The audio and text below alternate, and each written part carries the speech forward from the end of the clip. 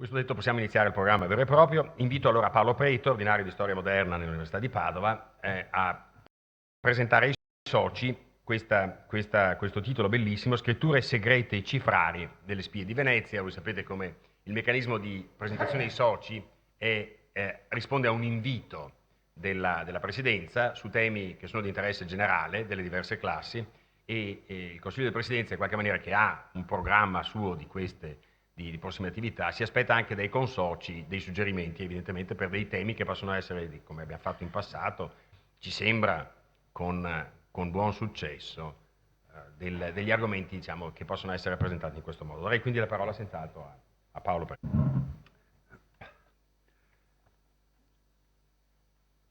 Una premessa che riguarda il problema della segretezza delle comunicazioni che, come tutti possono constatare, è di attualità nel nostro mondo contemporaneo. Le comunicazioni segrete di natura politica, militare ed economica, finanziaria oggi ancora di più, viaggiano oggi in forma cifrata. Naturalmente con tecniche che tengono conto dell'evoluzione tecnologica. Nel passato si usavano cifrari fatti manualmente, oggi ovviamente sono i computer che si realizzano sistemi sempre più complessi di cifratura, per sfuggire ovviamente alla rincorsa perenne a quelli che oggi noi chiamiamo gli hackers, ma che anche nel passato erano gli intercettatori e decriptatori dei messaggi segreti. Comunicare in forma occulta o segreta è un'esigenza, è un problema sin dal mondo antico e ci accompagna dal mondo antico sino ai nostri giorni. Fino a qualche tempo fa quest'arte della scrittura segreta, per quest'arte veniva usata normalmente la parola crittografia, che oggi è un po' desueta, anche se sarebbe forse il termine più esatto. Esempi di rudimentali tecniche crittografiche li abbiamo addirittura già nel mondo antico classico.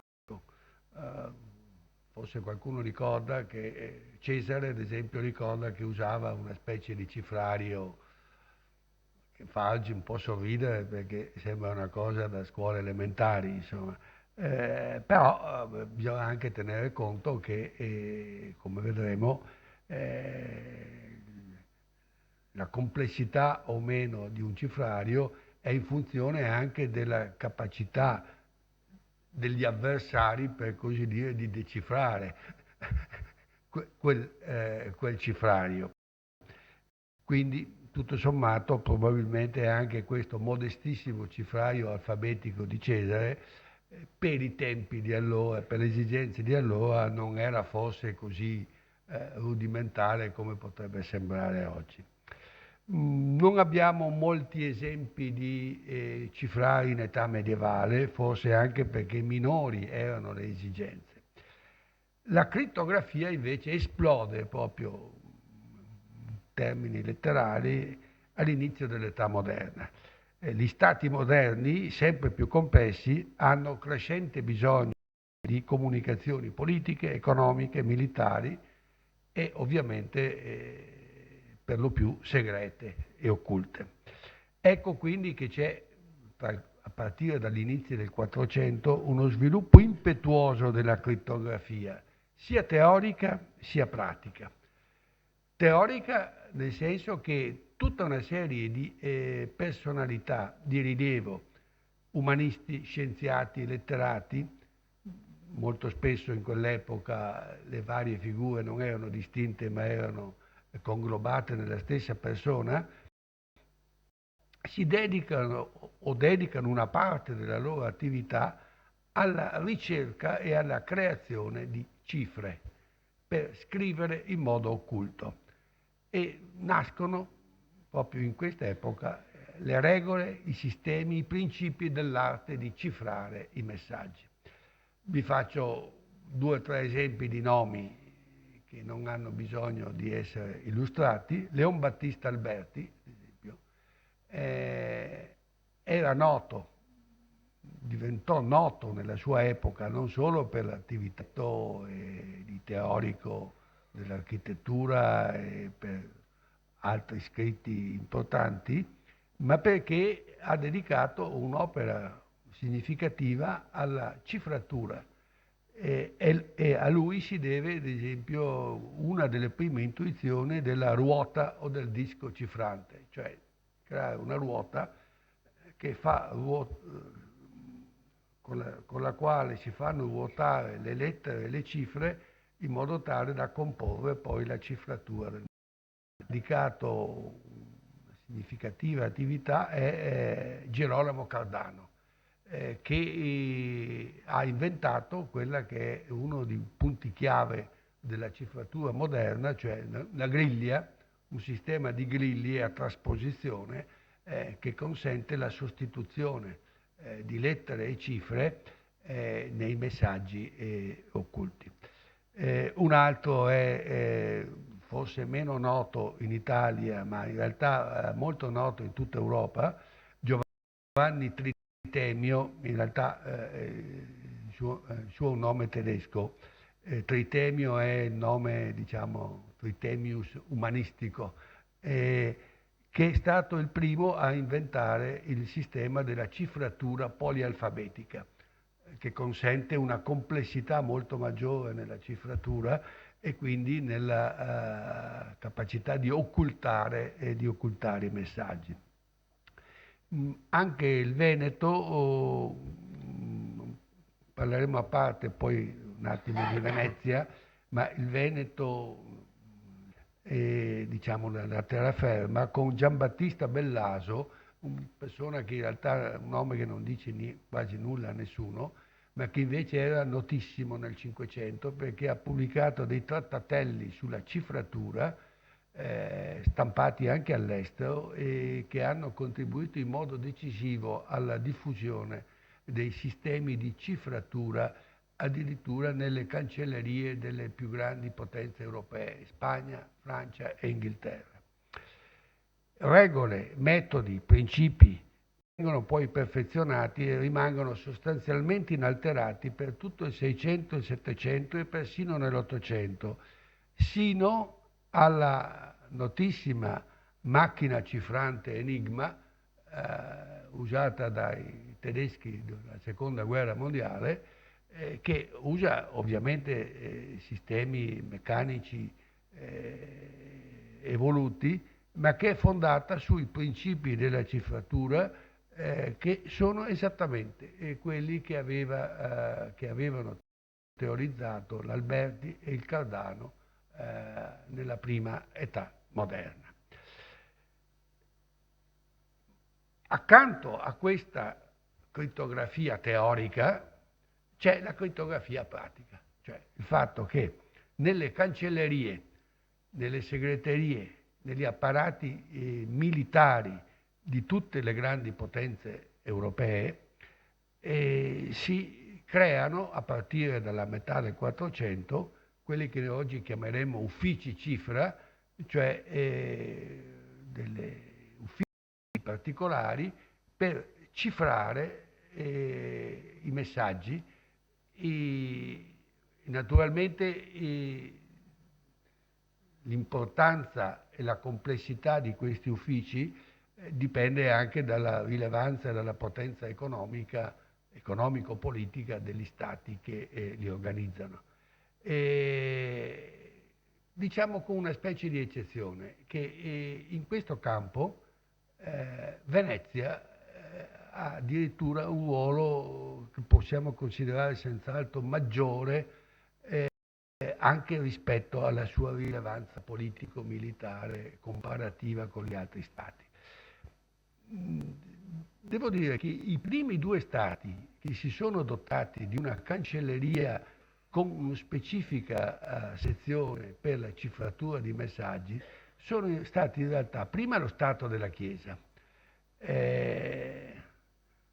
La Chiesa era quella che aveva più necessità di mantenere tutta una serie di relazioni possibilmente segrete, con i vescovi di tutta Europa, e lo Stato di Milano. E un certo Cicco Simonetta è stato un cifrista di grandissimo rilievo e i suoi sistemi di cifratura polialfabetica e numerica sono diventati una specie di modello, ad esempio poi per gli uffici di cifratura della Spagna al tempo di Carlo V o della Francia o addirittura dell'Inghilterra più tardi. Addirittura in alcuni casi sappiamo che questi stati hanno mandato delle persone a Milano prima e poi queste tecniche per allora molto all'avanguardia per la cifratura. Venezia. Allora, i principi fondamentali della cifratura dei messaggi a Venezia sono quelli legati a quell'attività teorica che abbiamo visto prima. Alberti, Cardano, Tritemio e tutti gli altri. Tre sono i principi fondamentali della cifratura: la trasposizione e la sostituzione. Che cosa vuol dire? Trasposizione semplice in chiave o doppia o con griglie, che vuol dire trasporre le lettere e poi le cifre, o in modo semplice o con una chiave di interpretazione delle lettere, o per sostituzione mono o polialfabetica.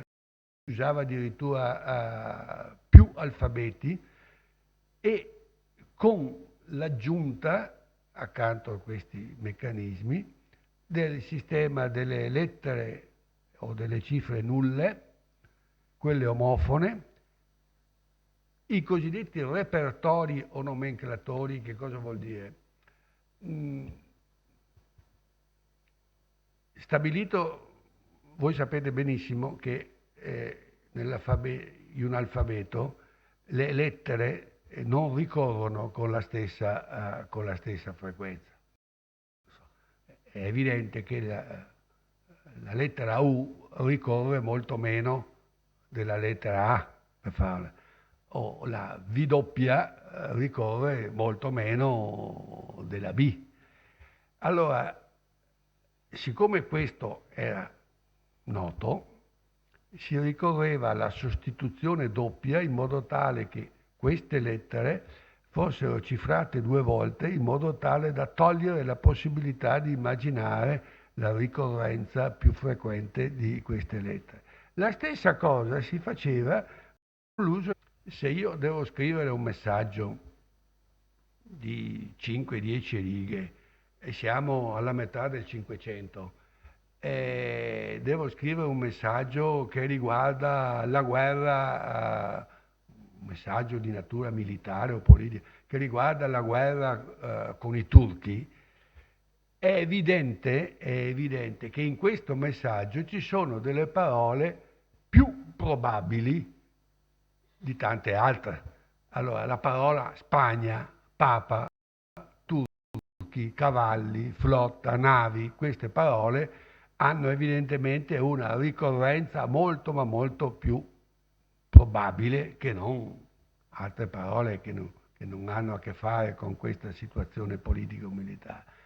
Allora, per evitare che chi poteva intercettare il messaggio e tentare di decifrarlo arrivasse più facilmente a intuire il sistema con cui erano state cifrate, si sostituiva queste parole.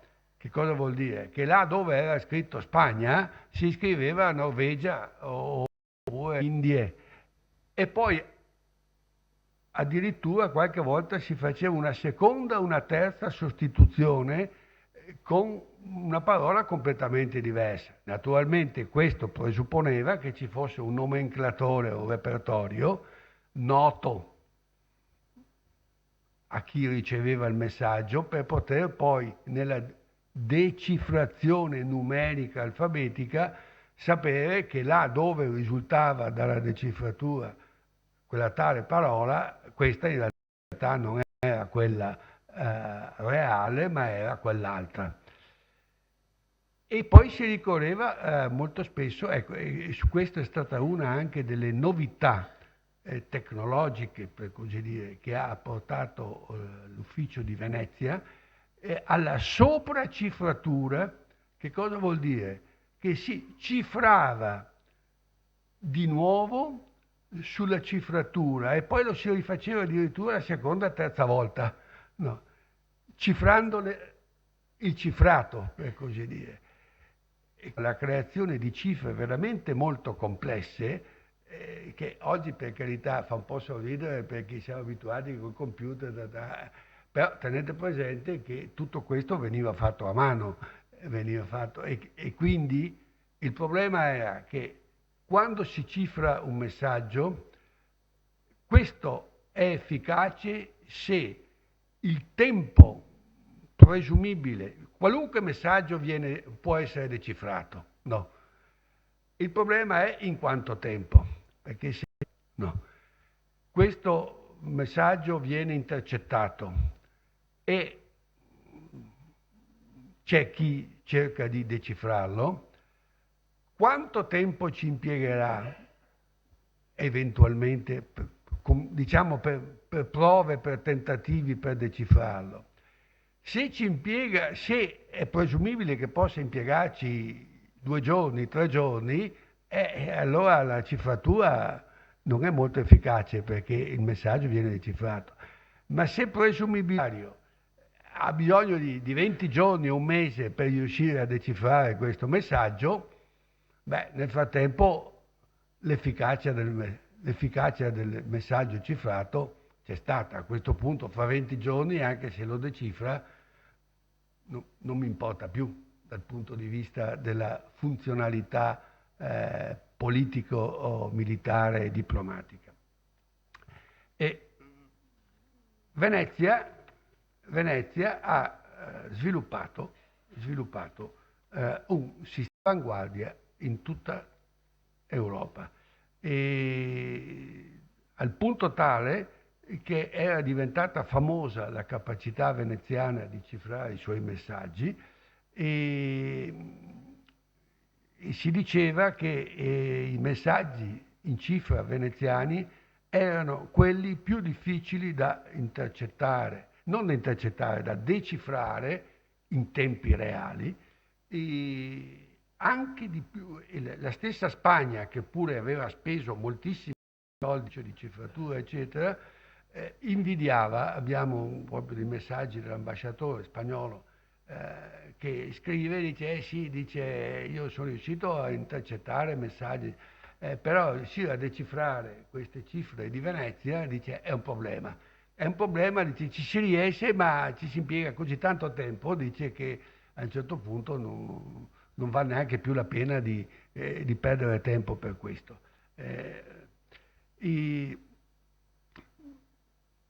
Viene creato proprio presso il Consiglio di 10 a Venezia un vero e proprio, quello che noi potremmo chiamare oggi un ufficio cifre.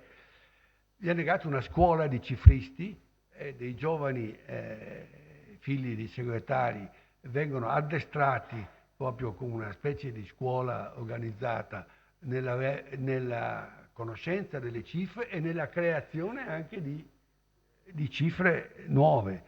E un po' alla volta tutti gli ambasciatori vengono dotati di cifre, e ancora oggi, se voi andate all'Archivio di Stato di Venezia, c'è un fondo presso il Consiglio di 10, proprio chiavi di cifra, che sono proprio tutti i modelli con le griglie e tutto, con cui si effettuava le cifrature. Ogni ambasciatore si portava dietro la cifra, o meglio il segretario evidentemente che faceva questo, e soprattutto queste cifre venivano usate dalle spie dei veneziani, che avevano con questi cifrari all'avanguardia la possibilità di carteggiare con il Consiglio di 10 inquisitori di Stato con relativa sicurezza, sapendo che queste cifre garantivano un tempo di eventuale decifrazione assolutamente sopra quella che possiamo chiamare la soglia di sicurezza. Vi ricordo che sono conservati tuttora 2 trattati, c'è un certo Pietro Partenio e soprattutto Agostino Amadi, che hanno scritto dei bellissimi trattati sulle cifre. Quello dell'Amadi è di un splendido anche da tutti i punti di vista. Vi basti dire che c'è dentro un passo che è stato anche altre volte pubblicato, che Amadi si è divertito in questo trattato a cifrare su uno spartito musicale, una pseudo lettera, in realtà lettera non è mai stata scritta, ma un'immaginaria lettera che Venezia scrive a Carlo V, e viene cifrata su uno... E questo era una forma di virtuosismo per dimostrare quanto capace era l'ufficio cifra a Venezia di inventare cifre così complesse, persino su un argomento che in realtà è un esercizio retorico, non è di effettivo uso. La lettera a Carlo V non è mai stata scritta, questa perlomeno. E la scuola cifre resta in funzione fino agli ultimi giorni della Repubblica di Venezia, perché ci sono gli stanziamenti proprio per pagare del crollo della Repubblica. Un'ultima cosa volevo ricordarvi. Tutto questo sistema di cifrature era fondato su dei principi di tipo alfabetico-numerici. Adesso sarebbe complicato spiegarvi, vi ho detto a grandi linee il principio della trasposizione, sostituzione, la frequenza, eccetera. C'è un altro aspetto che è a parte questo. Parallelamente a queste cifre di natura alfabetico-numerica, ha funzionato a Venezia in modo quasi automatico in parallelo un sistema di scritture occulte fondate sui codici. Che cosa vuol dire?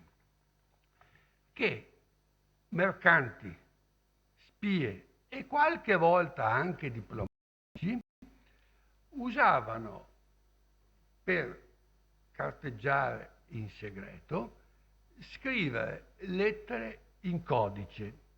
Che cosa vuol dire? Veniva creato un nomenclatore di espressioni sostitutive delle altre. Allora, anziché fare un lungo discorso teorico, vi porto un paio di esempi che secondo me sono anche oltretutto divertenti. Perché, ad esempio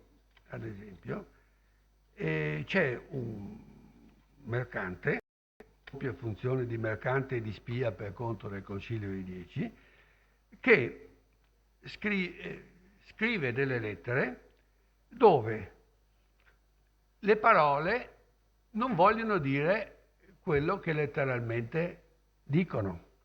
Allora, ad esempio, dove è scritto botti, si intende che sono le navi. Le merci da spedire per terra e per mare vuol dire attacchi dei turchi. Mandria, una mandria di bovi, in realtà vuol dire flotta. Pastore vuol dire capitano della flotta. I capi della flotta sono i gattoni o i volponi.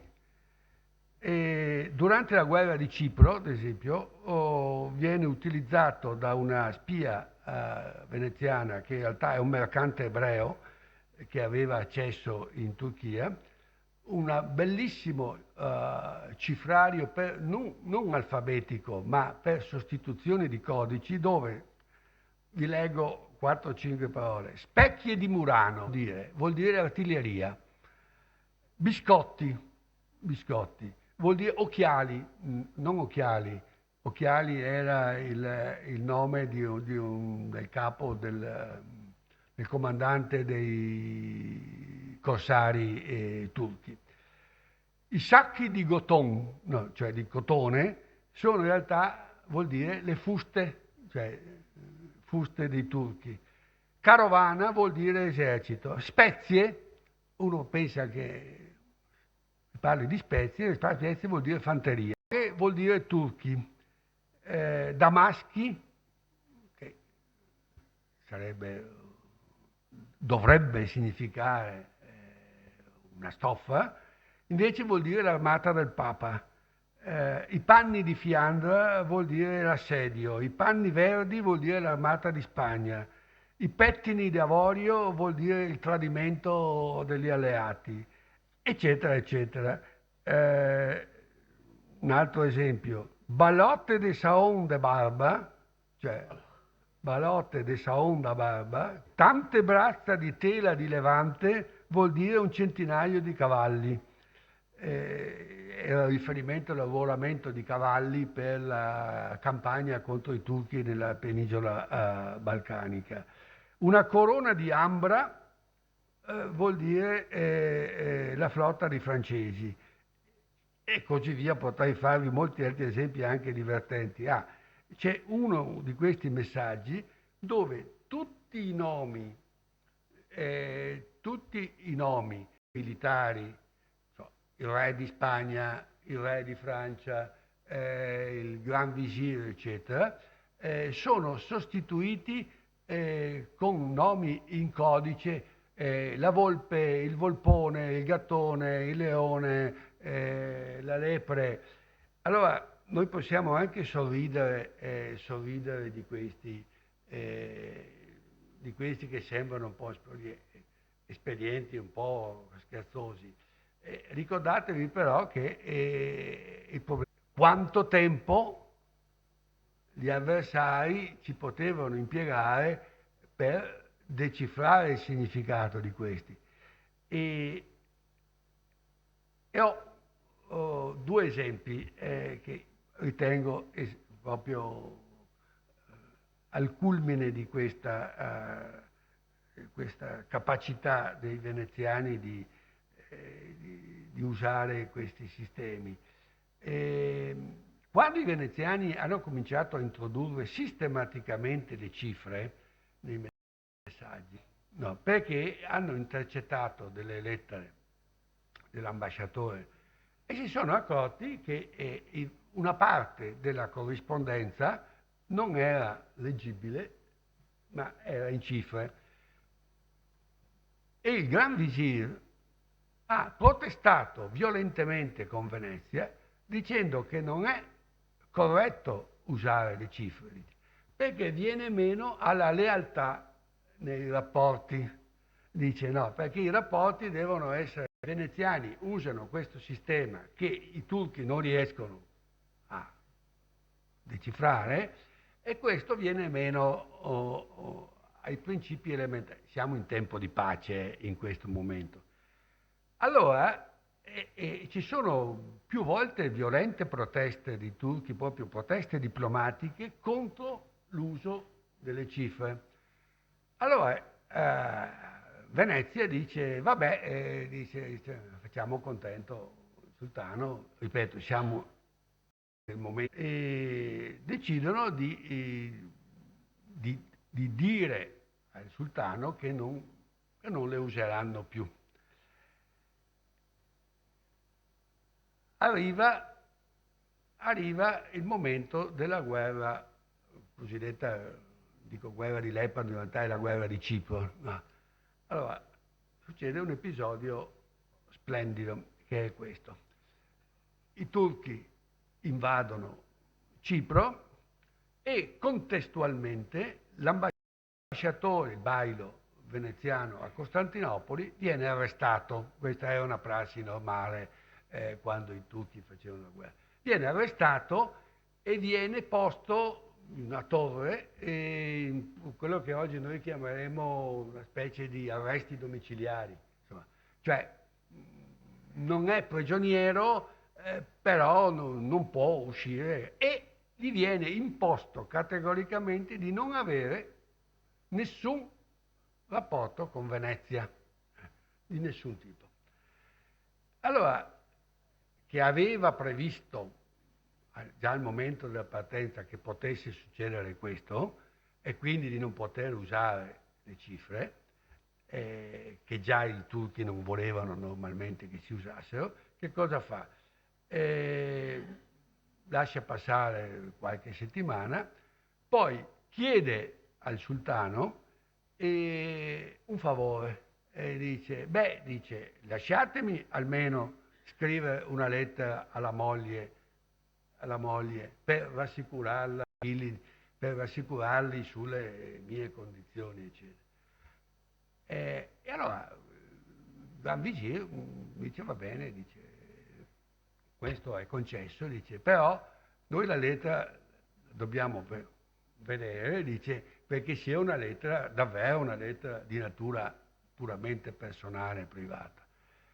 Ma come l'ambasciatore aveva concordato prima di partire con gli inquisitori di Stato, scrive la lettera alla moglie in cui gli eccetera eccetera. E tra le righe di questo verga due o tre righe di messaggio con il succo di limone, che non è, voi sapete, non si vede, almeno apparentemente, e che può ritornare visibile sottopone la carta a un vapore caldo. Questo era stato proprio prevedendo anche un eventuale arresto, noi diciamo oggi arresto domiciliare, e in effetti quando il messaggio arriva a Venezia, gli inquisitori di Stato riescono a leggere, in realtà non era riuscito a scrivere gran cosa, insomma, però ad esempio c'era qualche informazione sull'entità delle forze militari che i turchi pareva avessero mobilitato in vista di questa invasione di Cipro che era già avvenuta.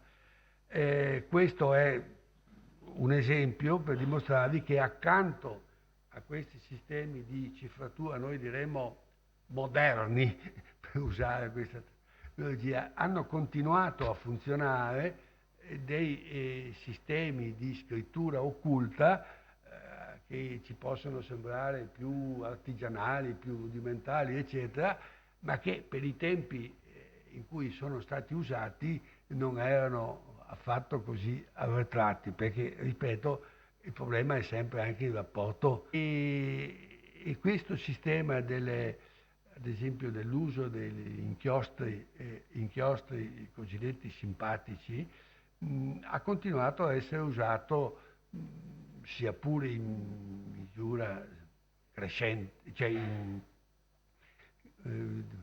in diminuzione rispetto alle cifre alfabetiche e numeriche che evidentemente garantivano una maggior sicurezza, anche perché appunto vengono elaborate sempre in modo sempre più complesso, in modo tale da rendere sempre più difficile all'avversario la loro decifratura. Ecco, mi piacerebbe che voi vedeste questo bellissimo trattato di Hamadi sulle cifre, perché secondo me è un peccato che, essendo una cosa mastodontica di pubblicarlo, perché è anche un piccolo capolavoro dal punto di vista artistico-letterario, oltre che di importanza. Tenete presente che non è mai stato pubblicato per evidenti motivi, perché certo Venezia non andava a pubblicare un trattato su come si fanno le cifre, ed è stato conservato, cioè lui l'aveva creato per la scuola dei cifristi, e alla sua morte è stato conservato nell'archivio degli inquisitori di Roma, conservato benissimo. Grazie.